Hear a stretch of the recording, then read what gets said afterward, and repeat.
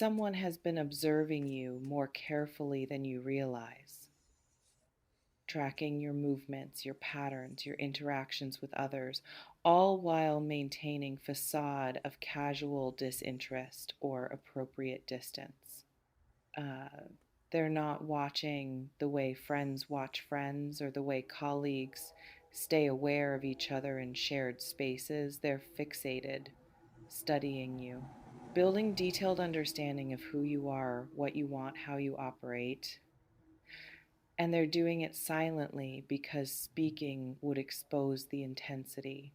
This isn't healthy interest that someone's comfortable owning publicly. This is obsession they're managing privately, desire that's grown beyond what they feel they can appropriately express. So they've been containing it through observation instead of action, through consuming information about you instead of actually engaging with you directly in ways that would reveal how much mental real estate you occupy. Let me describe what silent obsession actually looks like when someone's executing it. It looks like them always knowing things about you they shouldn't know unless they've been paying extremely close attention. They reference things you mentioned once in passing weeks ago. They know your schedule without you having shared it explicitly. They're aware of changes in your life, your mood, your situation before you announce those changes broadly. That level of retention and awareness doesn't happen accidentally.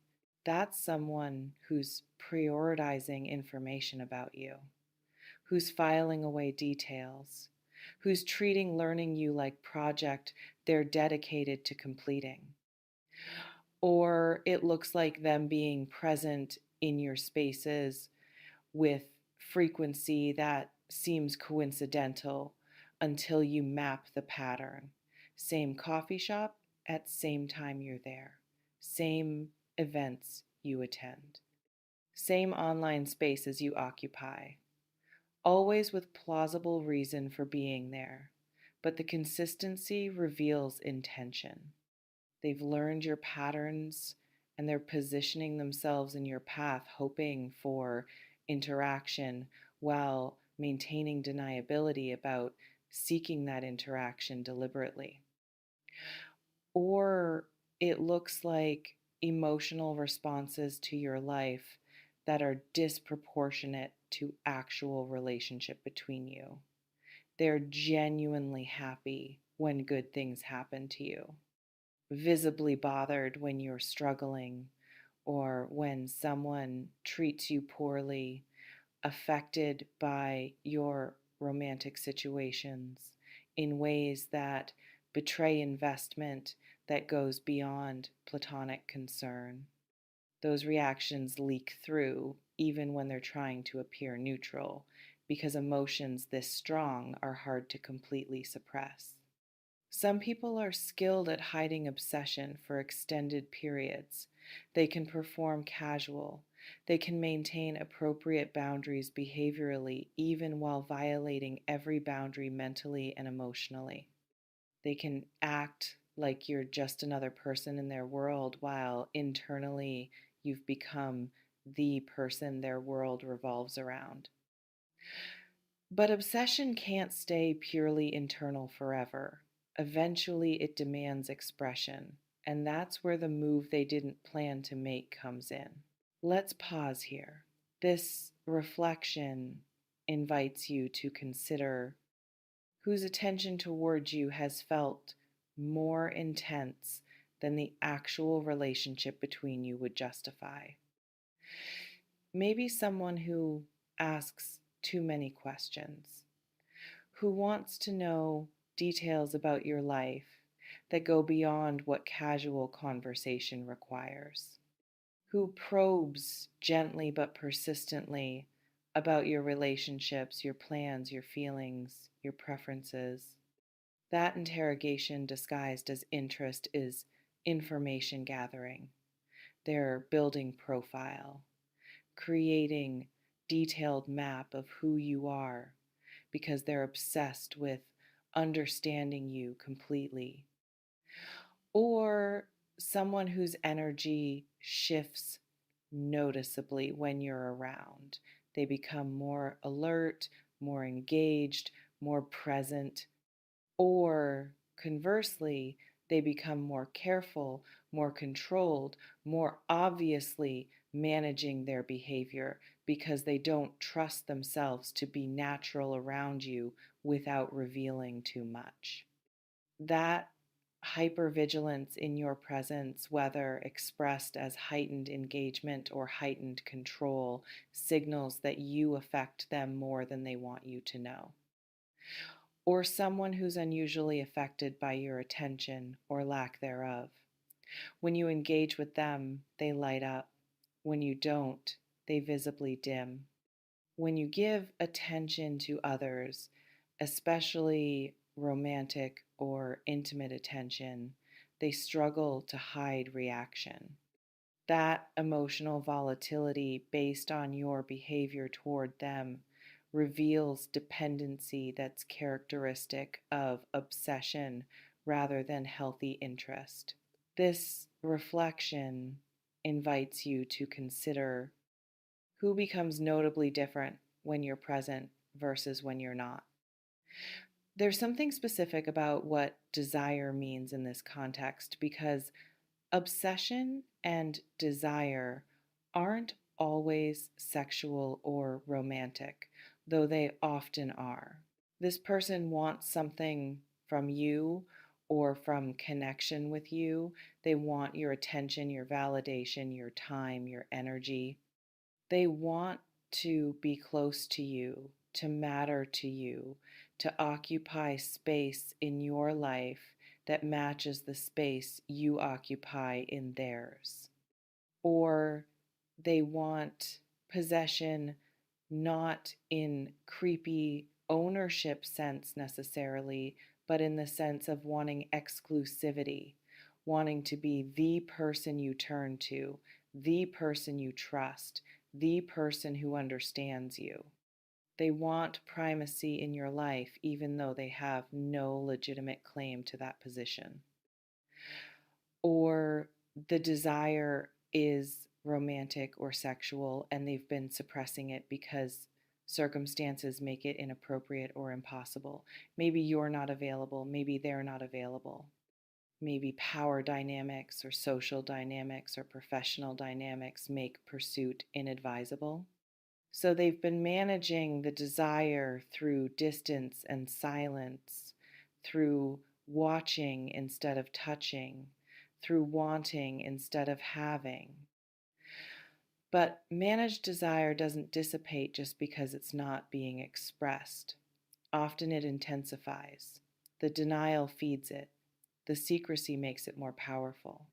The fantasy built in silence becomes more potent than reality might ever be because fantasy has no constraints, no complications, no disappointing human messiness. And intensified desire eventually demands outlet, which brings us to the unplanned move. This reflection invites you to consider, what do you think someone who's been silently obsessed with you might want if they finally spoke? Let me describe what move they didn't plan to make actually means, because this is about loss of control, about their careful management of their obsession failing at moment when circumstances make silence unsustainable. Maybe something triggers them into action. They see you with someone else and jealousy overrides restraint. They see opportunity closing you, moving away, entering serious relationship, some change that means their window for expressing what they feel is closing, and panic replaces strategy. Or you do something that makes them feel seen in a way they haven't felt seen before, and that recognition breaks their resolve to stay silent. The trigger creates urgency that overwhelms whatever reasoning kept them quiet before. And they act, confess feelings, make physical move, create situation that forces you to acknowledge what's been happening beneath surface of your interactions. Or the move is accidental. They slip up, say something that reveals too much, react in a way that exposes the obsession they've been hiding. Get caught doing something that makes the watching obvious, following your social media too closely, being somewhere they have no reason to be, knowing something they could only know through surveillance level attention. And once the slip happens, they can't take it back. The secret is exposed. You know now that their interest isn't casual, that their attention has been focused and consuming, that you've been object of fixation you weren't aware of. Or the move is calculated but not planned in advance. Something happens in a moment you're alone together. Emotional situation creates opening. Alcohol or other disinhibition lowers their filter and they make decision in that moment to speak or ACT even though they hadn't planned to.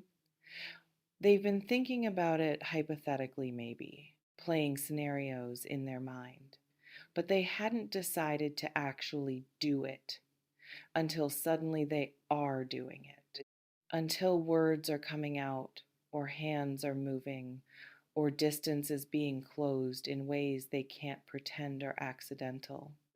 The unplanned nature doesn't make it less real, sometimes makes it more real because it's unfiltered by strategy, uncensored by fear of consequence, just raw expression of what they've been containing.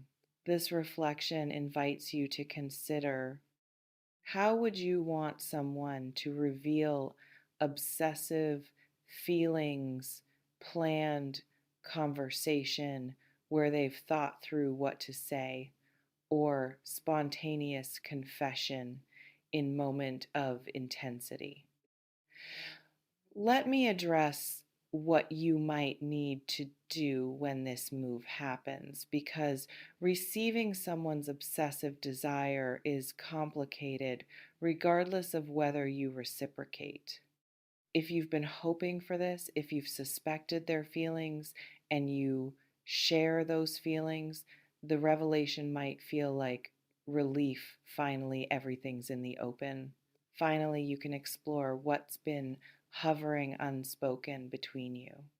But even wanted revelation requires careful navigation because obsession isn't the same as healthy love, and intensity isn't the same as sustainability.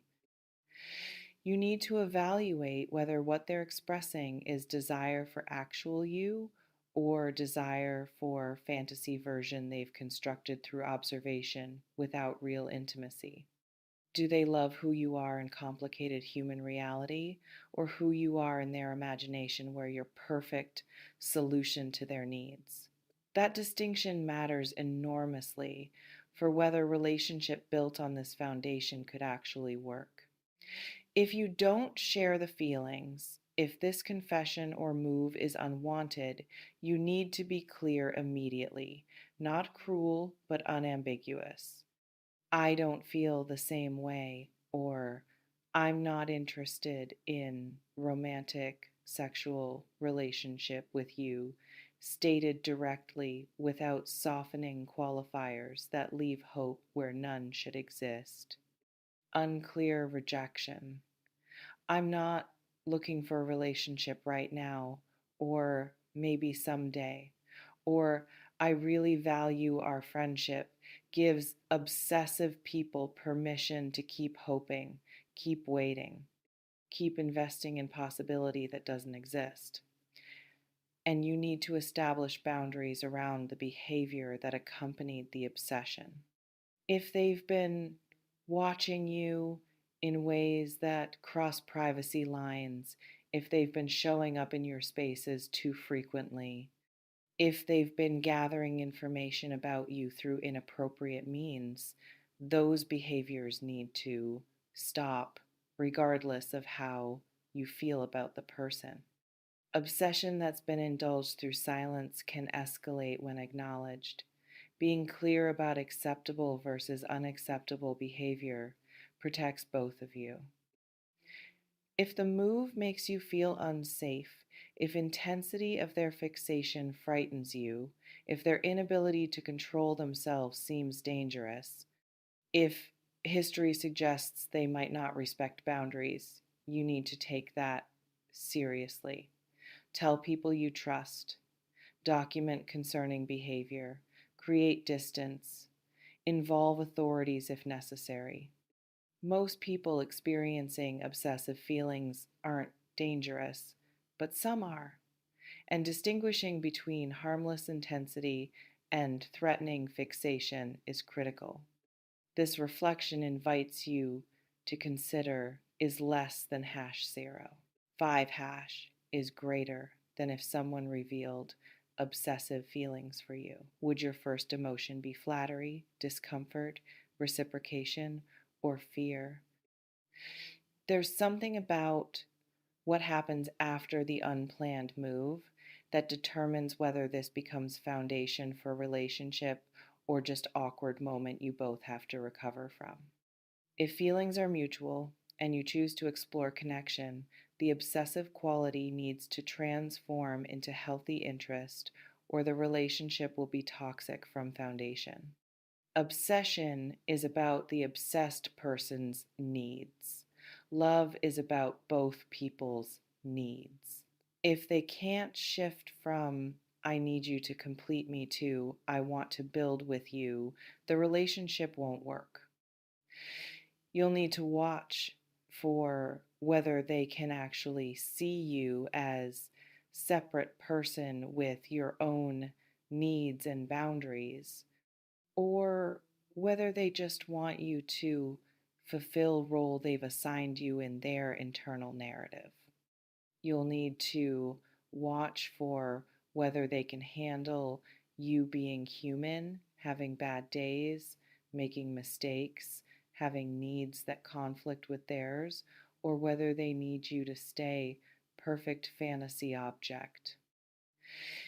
If feelings aren't mutual and you've declined, you'll need to watch for whether they can actually accept that rejection or whether they interpret it as temporary obstacle to overcome. Healthy people accept no. Obsessive people often hear no as "not yet" or "convince me." If they escalate after rejection, more contact, more presence in your spaces, more attempts to change your mind that's not persistence, that's disrespect of your stated boundary and it needs to be addressed firmly. The friendship or acquaintanceship you had before the move might not be salvageable. Asymmetrical feelings create asymmetrical experiences that make continued closeness painful for one or both people. That's not failure, that's just reality of how confession changes dynamics. You can't unknow that someone's been obsessed with you, and they can't return to casual interaction after revealing depth of their fixation. Something fundamental has shifted. You remain in complete control of how you respond when someone's silent obsession becomes vocal move. You can reciprocate or decline, explore or retreat, set boundaries or allow closeness. All valid depending on your feelings and your safety. The power is yours. It always has been. You may notice reading this has brought someone specific to mind, someone whose attention has felt too focused, someone who you've suspected has deeper feelings than they've expressed, someone whose behavior has been just slightly off in ways you couldn't name but felt uncomfortable about. Whatever you're feeling,